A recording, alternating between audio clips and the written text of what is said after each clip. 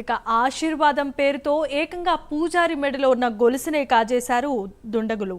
ఈ ఘటన కృష్ణా జిల్లా మచిలీపట్నంలో చోటు చేసుకుంది. గడుగుపేటలో శ్రీ వెంకటేశ్వర స్వామి ఆలయానికి ఇద్దరు ఆగంతుకులు వచ్చారు.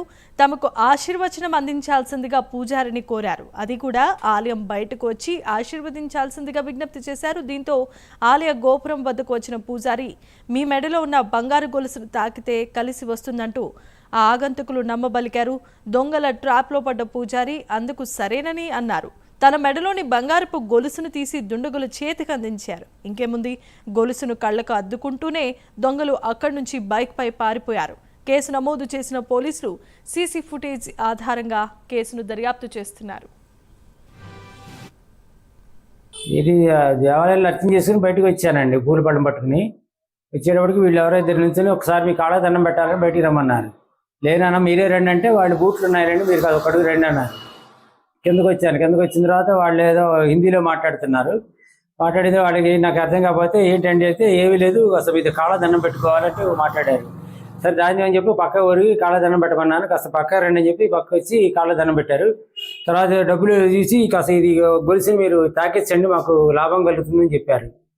తాకిచ్చిన తర్వాత కాదు కాస్త తీసి ఇచ్చి అమ్మంటే 100 కాగితంలో పొట్లం కట్టాడు వాడు. పొట్లం కట్టి ఆ కాగితం పొట్లము పువ్వు తీసుకుని నాకు ఇచ్చినట్టు ఇచ్చి కవర్లో వేసాడు. కవర్ పట్టుకొచ్చాడు వాడు.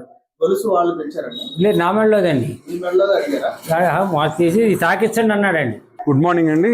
ఈ రోజు ఉదయం 9:20కి ఒక ఇద్దరు అన్నోన్ పర్సన్స్ వెంకటేశ్వర స్వామి టెంపుల్లో దర్శనానికి వచ్చారు. ఆ దర్శనం చేసుకోవడానికి వచ్చినప్పుడు పూజారి గారిని పిలిపించి ఒక 500 రూపాయల కట్ట తీసుకుని ఏం చేశారంటే పూజారి గారికి 500 కట్టలో నుంచి ఒక 500 రూపాయలు దక్షిణ వేశారు. వేసి పంతులు గారి మెడలో చైన్ చూసి పంతులు గారి మెడలో చైన్ ముట్టుకుంటే అదృష్టం అంటారని చెప్పేసి వారితో నమ్మబలికి ఆ చైను ఆ పంతులు గారు తీసి వాళ్ళ చేతికి ఇచ్చారు. ఆ చేతి ఇస్తే వీని దాన్ని ముట్టుకుని మళ్ళీ పేపర్లో పెట్టి తిరిగి ఆయనకి ఇచ్చారు. ఆ పంతులు గారు ఆ చైన్ మళ్ళీ ఆ బ్యాగ్లో వేసుకున్నారు. లోనకి వెళ్ళి చూసుకునేటప్పటికి అందులో చైన్ లేదు.